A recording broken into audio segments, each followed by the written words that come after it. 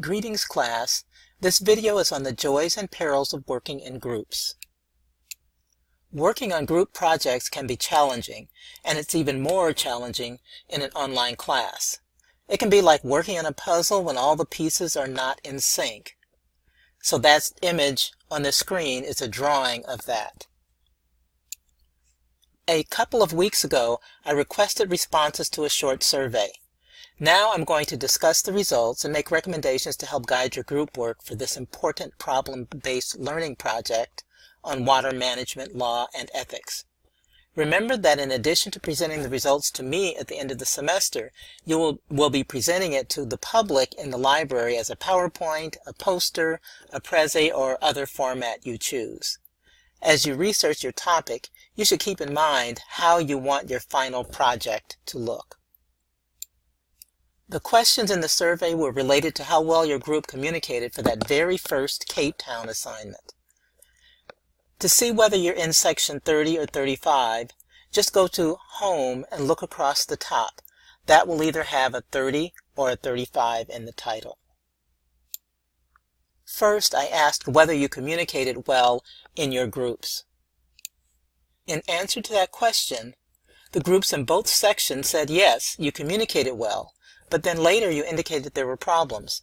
So here at least 2/3 of you said you had communicated well.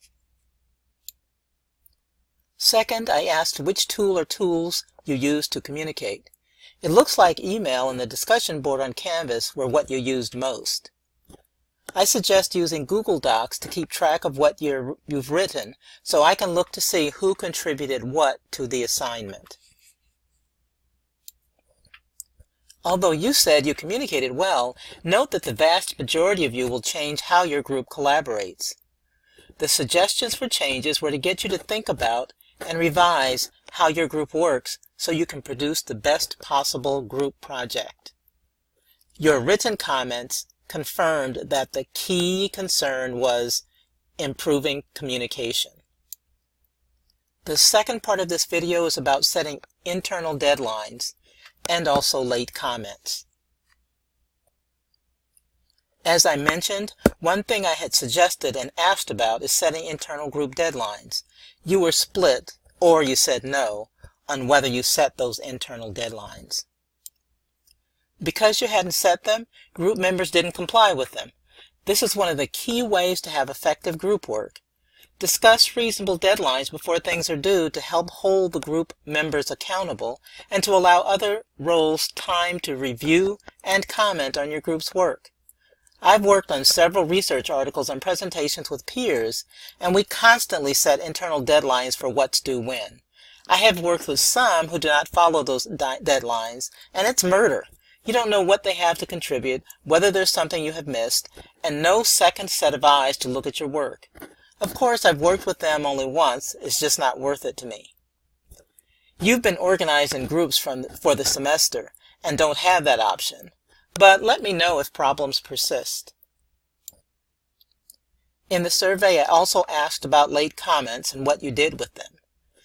If you posted late, here defined as after 8 p.m. on the day the assignment was due, your comments were not included. I think that's fair. Why should the facilitator or other writers have to stay up all night to write or revise because you waited until the last minute? Note that you know the schedule in advance, so take some time out to work on preparing, especially the group project, in advance. The suggestions I've made here are to get you to think about and revise how your group works, so that you can produce the best possible group project. I know you can.